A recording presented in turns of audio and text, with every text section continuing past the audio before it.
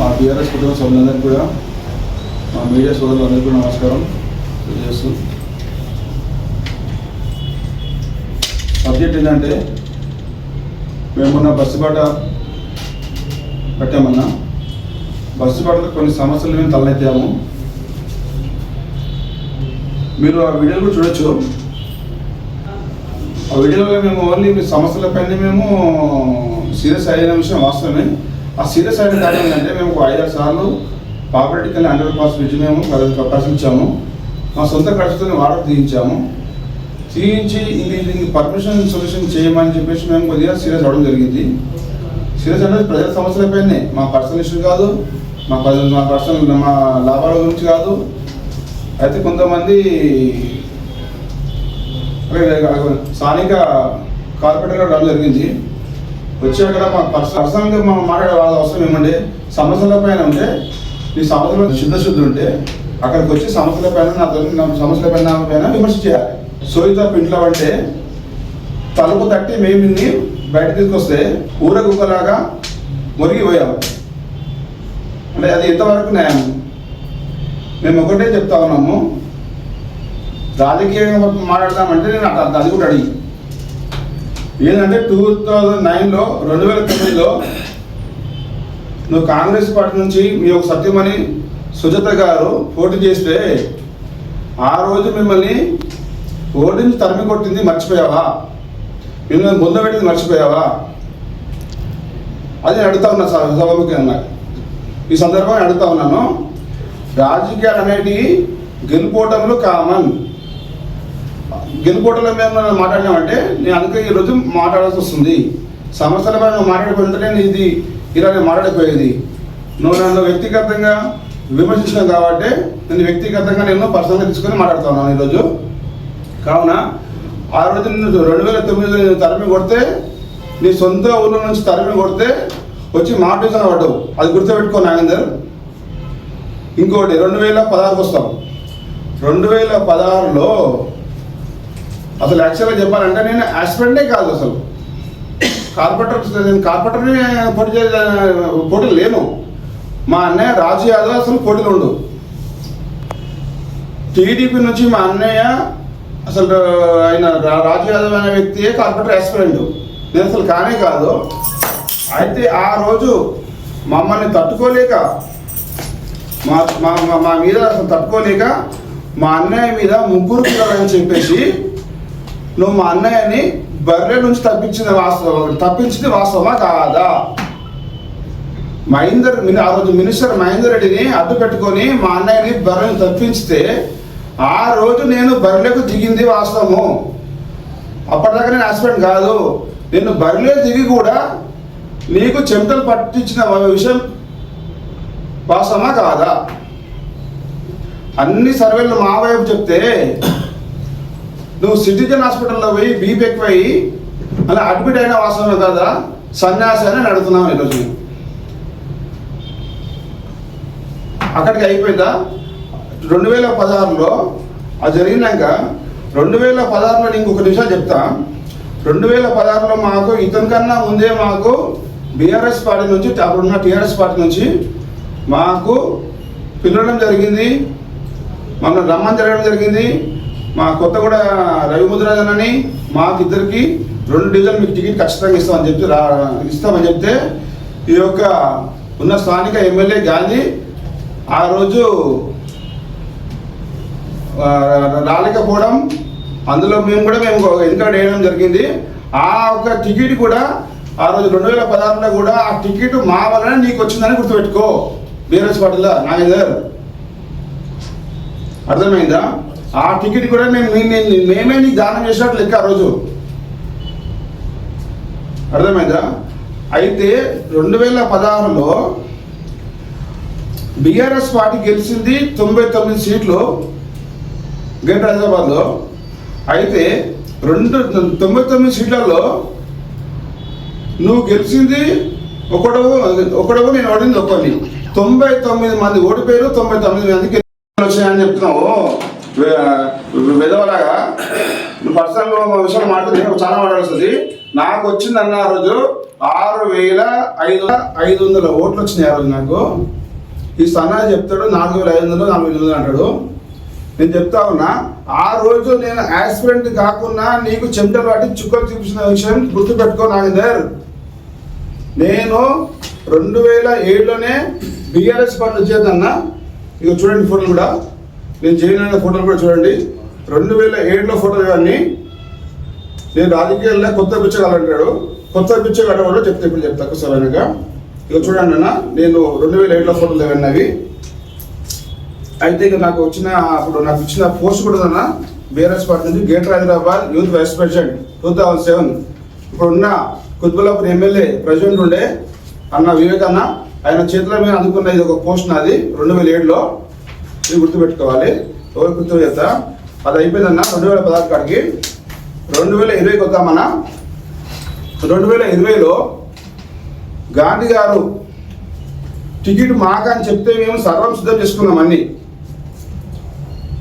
2020లో అప్పుడు నేనే క్యాండిడేట్ని, మా అన్నయ్య గారు అందరూ మేము అనుకుని ముందుకెళ్ళాం. నేనే క్యాండిడేట్, నాకు టికెట్ ఇస్తాను చెప్పేసి గాంధీ గారు మాకు చెప్తే మేము అందరూ సర్వం సిద్ధం చేసుకున్న తర్వాత ఆ రోజు ఉన్న పరిస్థితుల్లో సిట్టింగ్లుగా ఇవ్వడం జరిగిందన్న టికెట్ ఇస్తే. అయినా సరే మేము మా కార్యాచరణ మేము ఫిక్స్ చేసుకొని మేము ముందుకు వెళ్దాం అనుకుంటే, మేము అప్పటికే నామినేషన్ వేసాము. మా కార్యాచరణ మేము సిద్ధం చేసుకొని ముందుకు వెళ్తా ఉంటే కొంతమంది బిచ్చగాళ్ళు మా ఆఫీస్కి రావడం జరిగిందన్న. కొంతమంది బిచ్చగాళ్ళు, ఆ బిచ్చగాళ్ళ పేరు కూడా చెప్తాన్నా. ఒక పెద్ద బిచ్చగాడు చిన్న బిచ్చగాడు ఇద్దరు వచ్చారన్న మా ఆఫీస్కి.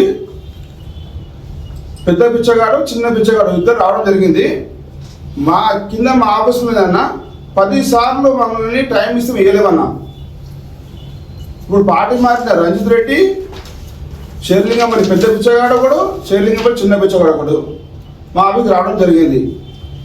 వచ్చి కూడా మాకు ఆ రోజు మీకు తగిన న్యాయం చేస్తాం, రాజన్నకు ఏదో ఒక కేటీఆర్ దగ్గరికి రామరాజు తీసుకెళ్ళి మీకు ఏదో ఒక రాజన్నకు చైర్మన్ పదవి ఇప్పిస్తా అంటే, ఆ రోజు మేము నామినేషన్ విత్డ్రా చేసుకొని అధిష్టాన మేరకు మేము ఆ రోజు ఈ విధాముఖం కాదు అధిష్టాన ముఖం చూసి ఆ రోజు మాకు పార్టీలో న్యాయం జరుగుతుంది, అన్నయ్యకి బాగా జరుగుతుంది. ఎందుకంటే మా అన్నయ్య ఆయన బిజినెస్ మ్యాన్ కాదు, టోటల్ రాజకీయ నాయకుడు కాబట్టి ఆయనకు న్యాయం జరుగుతుంది అని చెప్పేసి మేము ఆ రోజు విత్డ్రా చేసుకొని ఈ బిచ్చగానికి పనిచేయడం జరిగిందన్న.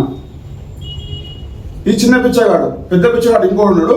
ఆ పెద్ద బిచ్చగాడు 10 గంటల చిన్న బిచ్చగాడు పనిచేయడం జరిగింది.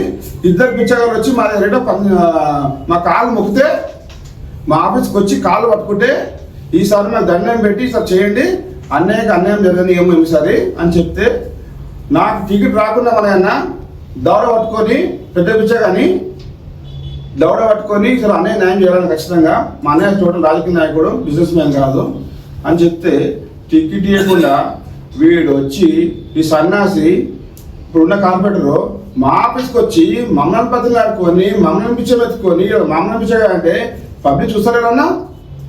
ప్రజలేం గుడ్డోలా? ప్రజలు చూస్తలేరా? మేము ఎన్ని సంవత్సరాలు రాజకీయం ఉన్నాం. నిన్ను సొంత ఊర్లో సరమి కొడితే నువ్వు ఇక్కడ వచ్చి పడ్డావు. అసలు నీ ఊర్లోకి ఎంత బలం, నీ ఊర్లో నీకెంత బలం ఉందో, నా ఊర్లో నాకెంత బలం ఉందో రేపు పొద్దున సభాముఖం చెప్తా నేను. రా, వస్తావా? ఛాలెంజ్ చేస్తా. అదొకటన్నా 2020లో నువ్వు మా వల్ల గెలవలేవు అని చెప్పేసి రేపు పొద్దున తుంజాబాని అమ్మవారి దగ్గరికి వచ్చి ఒట్టు తిని తమ్ముంటా నీకు మా వల్ల గెలవలే అని చెప్పేసి నువ్వు తుంజాబాని అమ్మవారి దగ్గర ఒట్టు తిని వచ్చి మేమందరం వస్తాం, మీరందరూ రండి, నేను ఇప్పుడు అటు బట్టలకి వచ్చి నేను స్నానం చేసినాను, అమ్మవారి దగ్గర ఒట్టు తింటా మా వల్ల గెలిచావని. నీకు ఆ ధైర్యం ఉందా? మీ వల్ల గెలవని చెప్పి ఒప్పుకో, నీకు దమ్ముంటే. రాజకీయాలలో గెలుపడం సామజరావు బాబు, ఇక నువ్వు పర్సనల్గా వ్యవహారం ఇస్తే నేను కూడా చాలా ఎత్తాల్సి వస్తుంది, నేను చాలా మాట్లాడుతుంది. నువ్వు చేసిన గతంలో అరాచకాలు అన్నీ మేము లోతుగా తోడితే మీ ఫ్యామిలీ బ్యాక్గ్రౌండ్, మీ లెక్క, మీ పద్ధతులు నువ్వు ఏమేమి చేసినావు అన్నీ చూస్తే చాలా పెద్దగా అవుతుంది కథలు. ఎందుకంటే నువ్వు పబ్లిక్గా తెలియని పరిస్థితి అవుతుంది. అందుకే చెప్తున్నా, నాగేందర్ యాదవ్ స్టూడియో మాట్లాడుతున్నా, విధవ మాట్లాడకు. మేము వస్తుంది బస్తీ పాట చేసింది ప్రజా సమస్యల పైన పోరాడడానికి. నువ్వు వచ్చినావు, నువ్వు మమ్మల్ని తట్టుకోలేక మా ఒక బీఆర్ఎస్ పార్టీ మమ్మల్ని న్యాయం తట్టుకోలేక, మా పార్టీ తట్టుకోలేక ఈరోజు నువ్వు పిచ్చి పిచ్చి కుక్క వాళ్ళు వాగి నువ్వు రోడ్లపై మాడితే ఇలా ప్రజలు నవ్వుతా ఉన్నారు. ఏంటన్నా మీరు మాట్లాడుతుంది ఏందన్నా? ఆ సన్యాసి మాట్లాడుతుంది ఏంది? అసలు మీరేమో సమస్యలపైన మాడితే అతను వచ్చి పర్సనల్ విషయాలు మాట్లాడుతున్నాడు. పర్సనల్ విషయాలు అది అంటే గెలుపోటలు. ఆ రోజు నువ్వు రూలింగ్ పార్టీను నీ భార్య ఓడిపోలే. ఆ రోజు 2009 అన్నా కాంగ్రెస్ పార్టీ రూలింగ్ పార్టీ ఉంది, నీ భార్య ఓడిపోలేదా? నువ్వు ఎమ్మెల్యే అన్నావు, ఎంపీ అన్నావు, ఎమ్మెల్సీ అన్నావు, లాస్ట్కి వచ్చి కార్పొరేటర్ వాడినావు. సన్నాసి గుర్తుపెట్టుకో. నీకన్నా పెద్దలు మేము. నువ్వు ఎమ్మెల్యే అన్నావు, ఎంపీ అన్నావు, ఎమ్మెల్సీ అని లాస్ట్కి వచ్చి కార్పొరేటర్ వాడు సన్నాసి. ఆ కార్పొరేటర్ గెలవని స్థితిలో ఉంటే కూడా మేము గెలిపించినాం సన్నాసి నిన్ను. నీకు ఎన్ని ఓట్లు వచ్చినా సన్నాసి మన వచ్చినాయి 1100 ఓట్లు. మేము ఎంత శ్రమించి కష్టపడితే నీకు వచ్చిన ఓట్లు గవి. ఒకసారి ఓడిపోయినావు 2016లో అయితే బీఆర్ఎస్ పార్టీకి స్టార్ట్ గెలిచినావు. అది కూడా మేము ఇచ్చిన భిక్షనే, టికెట్ మాకు ఇస్తేనే మేము ముందు పోలేము కాబట్టి అది నీకు వచ్చి గెలిచినావు సన్నాసి. 2020 అయితే ఇది అందరికీ తెలిసే విషయమే, జగమైన సత్యమే. అది మేము గెలిపించినాము. ఆదేశాల మేరకు మేము గెలిపించినాం. వాస్తవం కదా. పర్సనల్గా తీసుకుంటే మేము చాలా తీసుకోవాల్సి వస్తుంది, మేము చాలా మాట్లాడాల్సి వస్తుంది. మేము కూడా 20 ఏళ్ళ రాజకీయంలో ఉన్నాము. మేము కూడా అన్ని రకాలుగా ముందుకున్నాము. నువ్వు ఇట్లా మాట్లాడితే కొత్త పిచ్చగాలు పాత పిచ్చగాలు అంటే నీకు చాలా మాటలు వస్తుంది. నువ్వు పిచ్చ వెతుకుంది మా దగ్గర. నువ్వు ఇగో నీ పిచ్చ వెతుకున్న ఫోటోలు నా దగ్గర ఉన్నాయి. ఇగో ఒక పిచ్చ వెతుకున్న ఫోటోలు అన్ని నా దగ్గర ఉన్నాయి. నువ్వు మా ఆఫీస్కి వచ్చి మా కాలు మొక్కి నువ్వు పిచ్చ వెతుకు మా ఆఫీస్కి వచ్చి పిచ్చ వెతుకొని నీ ముడి మా అన్న భూపాలన్న నారాయణ ఎమ్మెల్యే గారు ఉన్నారు. మా అన్న భూపాలన్న గారు కూడా నాకు చెప్పడం జరిగితే కూడా మేము చేయడం జరిగింది పార్టీకి పిచ్చగానికి. చూడండి అన్న, అది వచ్చింది అనుకోండిరా. మీ ఎడ్డోళ్ళు గారు గుడ్డోళ్ళు కాదు, అన్ని చూస్తూ ఉన్నారు. నీ అరాచకాలను చూస్తూ ఉన్నారు. నువ్వు 5 నిమిషాలు ఇంత అనుకొని 4.5 నిమిషాలు ఇంత అనుకొని ఈరోజు మా దెబ్బతోని ఈరోజు నువ్వు బయట తిరుగుతున్నావు. ఇందులో సోయలేదా నీకు? ప్రజా సమస్యలు సోయలేదా? బస్సులో చూస్తుంటే ఎలా ఉన్నాయి బస్సులు? మోరీలు, డ్రైనేజీలు, వాటర్ లేక, కరెంట్ లేక ఇబ్బంది వ్యవస్థ పడుతుంది. పిల్లలు పెద్దలు అందరూ కూడా బస్సులో ప్రజలంతా అల్లో కొరల పరిస్థితి ఉంటే ఇంట్లో వాళ్ళు కూడా ఈరోజు నువ్వు నిన్ను అది చేస్తా అంటే నమ్మే పరిస్థితులు రా. ఇందులో ఏం చేస్తావు? నువ్వు 4.5 సంవత్సరాలు ఏం చేయకుండా ఇప్పుడు ఎలక్షన్ నాకు ఎందుకు ఇప్పుడు వచ్చి నువ్వు అది చేస్తుంటే ఎవరు నమ్ముతాడు రా బాబు? నేను సమస్యలపైన పోరాడుతున్నామన్నా. మేము 80 ఏళ్ళ సమయం అదే ఉన్నాము, ఇప్పుడు అదే చేస్తున్నాం. మేము ఒక సంవత్సరం కాలం చదివి నేను ఎన్నో సంవత్సరాల పోరాడడం అది చూస్తాను, ప్రజలన్నీ చూస్తూ ఉన్నారు. మీరు సరే 10 సమస్యలు ఉన్నాయి, ఒక సమస్య అది మెయిన్ సమస్య నా ప్రాబ్లెట్ కానీ అండర్పాస్ బ్రిడ్జ్ 40-50 వేల మంది తిరుగుతున్నారు అక్కడ. 40 నుంచి 50 వేల మంది డైలీ ప్రయాణికులు వచ్చిపోతూ ఉంటారు. దానికి ఒక పర్మనెంట్ సొల్యూషన్, ఒక మోటార్ పెట్టేసి దానికి ఒక సంపలేక తవ్వి ఆ మూలకు దానికి ఒక మోటార్ వేసి పర్మిషన్ ఒక స్టార్ట్ పెట్టేస్తే డెలివరీ చేస్తారన్నా వాటర్ వెళ్తారని చెప్తే మేము చెప్పిన మాట లేకుండా నువ్వు పర్సనల్ తీసుకొని పర్సనల్ మాట్లాడుకుంటే మేము చాలా మాట్లాడతాము. సన్యాసి చెప్తున్నా, నాగేంద్ర యాదవ్ నువ్వు గెలిచింది, నువ్వు పిచ్చబెట్టుకుంది మా దగ్గర. పెద్ద పిచ్చగాడు నువ్వు, పెద్ద పిచ్చగాడు చిన్న పిచ్చగాడు ఇద్దరు వస్తేనే మేము పార్టీకి పనిచేయడం జరిగింది. ఆదేశాల మేరకు పార్టీకి పనిచేయడం జరిగింది. నువ్వు తట్టుకోలేక నువ్వు పిచ్చి వాగితే ఈడ ఎవడో ఊరుకోడు. అందరు కూడా అందరికి ఉన్నాయి, అన్ని చేయగలుగుతారు. చెప్తున్నా, ఖబర్దార్ కార్పొరేటర్. ఇప్పటికైనా సోయి తెచ్చుకొని ప్రజా సమస్యలపైన పోరాడు. ప్రజలు యాక్సెప్ట్ చేస్తారు. కానీ నువ్వు దొంగ మాట చెప్పుకుంటా ఇంట్లో వండుకొని చేస్తే ఇక్కడ ఒకటి నమ్మే పరిస్థితి ఒకటి లేడని చెప్పి నేను తెలియజేస్తా ఉన్నాను.